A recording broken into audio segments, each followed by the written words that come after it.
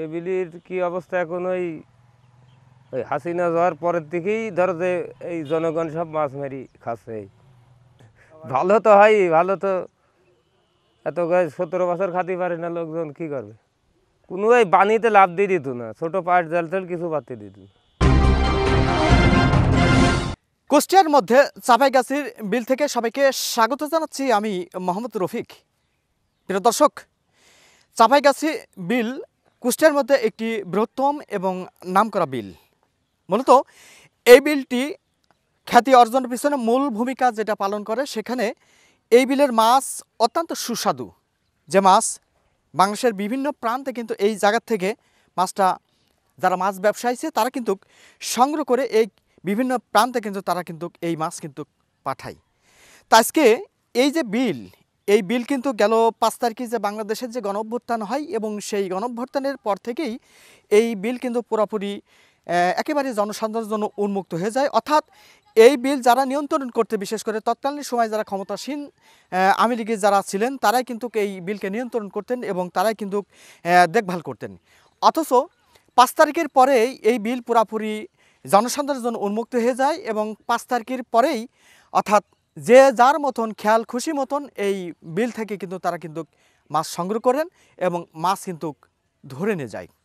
এখন এই যে বিলটা যেটা আমরা দেখতে পাচ্ছি, সেই বিল কিন্তু এখন অর্থাৎ আগের মতন সেই মাছ কিন্তু এখন নেই। কেননা মাছ মারতে মারতে অর্থাৎ এই বিলকে এখন মাছ শূন্য অবস্থায় আছে। প্রিয় দর্শক, আমি সেই বিলের উপরেই যেহেতু কথা বলবো এবং স্থানীয় পর্যায়ে আসলে এই বিল নিয়ে সম্পর্কে বর্তমান কী ভাবনা এবং কি বলে সেটা একটু তাদের মুখ থেকেই শুনে আসি।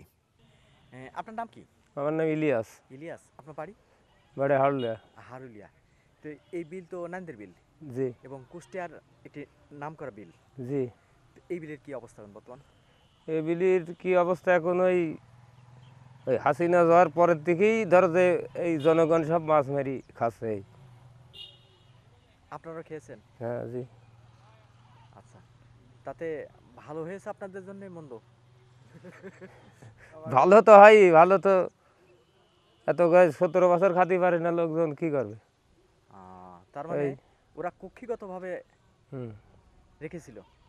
একজন লাভ দিয়ে দিত না কোনো লোকেই। হ্যাঁ, কোনো ওই বানিতে লাভ দিয়ে দিত না, ছোট পাট জাল টাল কিছু পাতে দিত।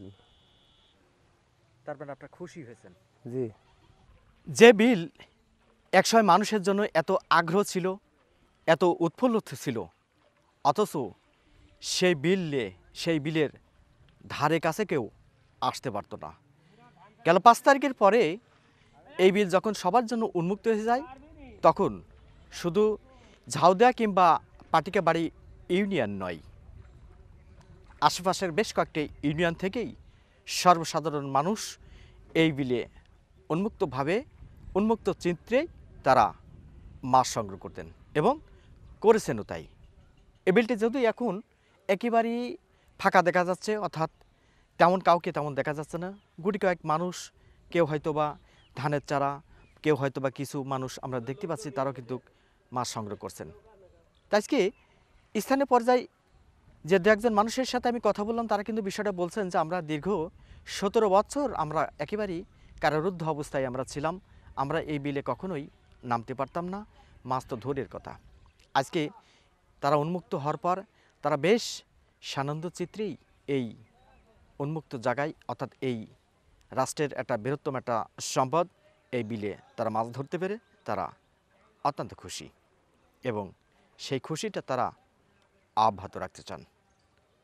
চাঁপাইগাছি বিল থেকে মোহাম্মদ রফিক, RK News 24।